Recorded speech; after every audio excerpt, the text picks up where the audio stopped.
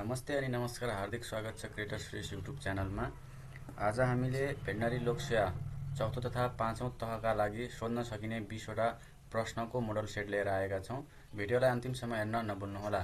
यदि तपाईँ नयाँ हुनुहुन्छ भने मेरो युट्युब च्यानललाई सब्स्क्राइब गर्न नभुल्नुहोला। प्रश्न नम्बर 1 मा रहेको छ, हेमोग्लोबिन्युरिया भन्नाले केलाई बुझिन्छ? ए. पिसाब पहेँलो हुनु, बी. पिसाबमा हेमोग्लोबिन देखिनु, सी. रगत पहेँलो हुनु, डी. पिसाबमा पिप देखिनु। यसको सही उत्तर रहेको छ पिसाबमा हेमोग्लोबिन देखिनु। त्यसैगरी क्वेशन नम्बर 2 मा रहेको छ, तलका मध्ये कुन रोगमा पशुको शरीरमा गिर्खाहरू देखिन्छ? A. Tuberculosis, B. Lumpy skin disease, C. Both, D. Brucellosis. यसको सही उत्तर रहेको छ सी. बोथ। त्यसैगरी क्वेशन नम्बर 3 रहेको छ, तलका मध्ये कुन रोग रोगी आमा कुखुराबाट चल्लामा सर्दछ? A. Fowl cholera, B. Fowlpox, C. Salmonellosis, D. Ascites. यसको सही उत्तर रहेको छ साल्मोनेलोसिस। क्वेशन नम्बर 4 रहेको छ, पीसीआर को पूरा रूप के हो? A. Polymerase chain reaction, B. Prevention control and research, C. Primary chain reaction, D. Polymerase control reaction. यसको सही उत्तर रहेको छ ए. Polymerase chain reaction. त्यसैगरी क्वेशन नम्बर 4 रहेको छ, रेफ्रिजरेटरको केका लागि प्रयोग गरिन्छ? ए. नमुनालाई प्रशोधन गर्न, बी. नमुनालाई निर्मलीकरण गर्न, सी. माथिका दुवै, डी. नमुनालाई चिसो पारी राख्न। यसको सही उत्तर रहेको छ डी. नमुनालाई चिसो पारी राख्न। त्यसैगरी क्वेशन नम्बर 6 रहेको छ, अनपेयर्ड फिन of fish is a. Pectoral फिन, बी. पेल्भिक फिन, सी. एनल फिन, डी. अपरकुलम। यसको सही उत्तर रहेको छ एनल फिन। त्यसैगरी क्वेशन नम्बर 7 रहेको छ, हाल नेपालमा कति जातको माछा पाइन्छ, स्वदेशी तथा विदेशी? ए. 222, बी.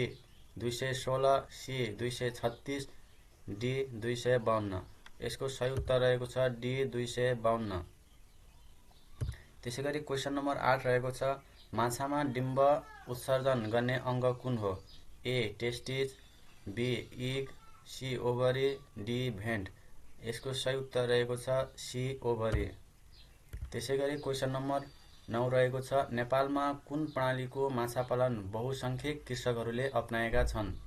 ए. एक जाति, बी. बहुजाति, सी. एकीकृत मत्स्यपालन, डी. माथिका सबै। यसको सही उत्तर रहेको छ बी. बहुजातीय। त्यसैगरी क्वेशन नम्बर 10 रहेको छ, मौमाछा राख्ने पोखरीमा पानीको गहिराई कति हुनु उपयुक्त हुन्छ? ए. 1.5 देखि 2.0 मिटरसम्म, बी. 0.5 देखि 1 मिटर, सी.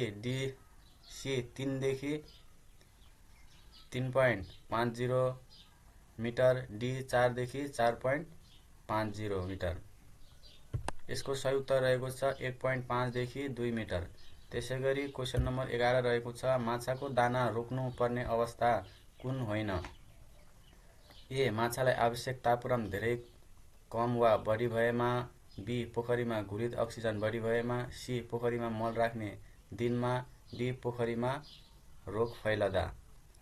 यसको सही उत्तर रहेको छ बी. पोखरीमा घुरिद अक्सिजन बढी भएमा।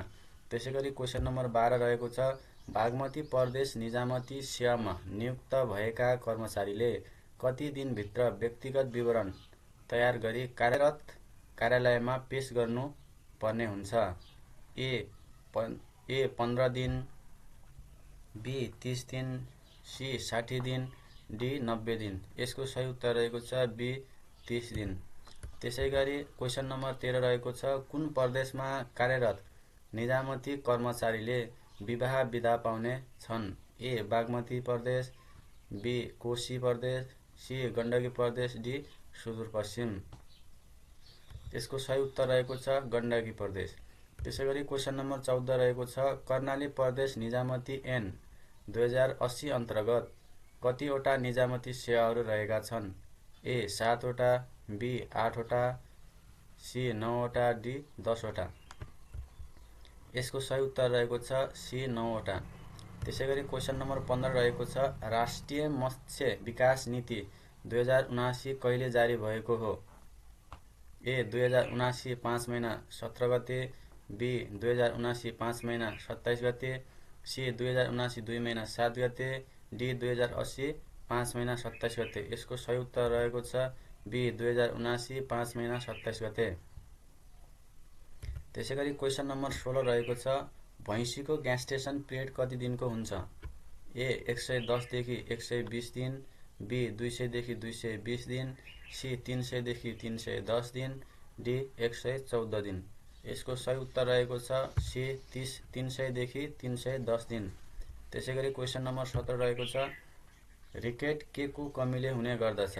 ए calcium, B magnesium, C vitamin B2, D vitamin K. यसको सही उत्तर रहेको छ ए क्याल्सियम। त्यसैगरी क्वेशन नम्बर 18 रहेको छ नेपालमा उपयुक्त मानिएको गाईको जात कुन हो? ए स्थानीय जात, बी वर्णशंकर जर्सी गाई, सी वर्णशंकर होलिस्टेन गाई, डी वर्णशंकर ब्राउन स्विज गाई। यसको सही उत्तर रहेको छ बी वर्णशंकर जर्सी गाई। क्वेशन नम्बर 19 रहेको छ डिम्ब र शुक्रकीट जोडिने प्रक्रियालाई के भनिन्छ? A fertilisation, B breeding, C matching, D माथिका सबै। यसको सही उत्तर रहेको छ ए फर्टिलाइजेसन। त्यसैगरी क्वेशन नम्बर 20 रहेको छ नेपालको प्रशोधित दुधमा फ्याट र एसएनएम कति हुनुपर्दछ? ए 3 र 8, बी 5 र 8, सी 3.5 र 7, डी 3 र 7। यसको सही उत्तर रहेको छ 3 र 8। भिडियो अन्तिमसम्म हेरेर साथ अनि सपोर्ट गर्नुभएकोमा धेरै धेरै धन्यवाद। तपाईहरुलाई यो भिडियो कस्तो लाग्यो आफ्नो प्रतिक्रिया कमेन्ट बक्समा दिन नभुल्नुहोला। हस्त धन्यवाद, नमस्कार।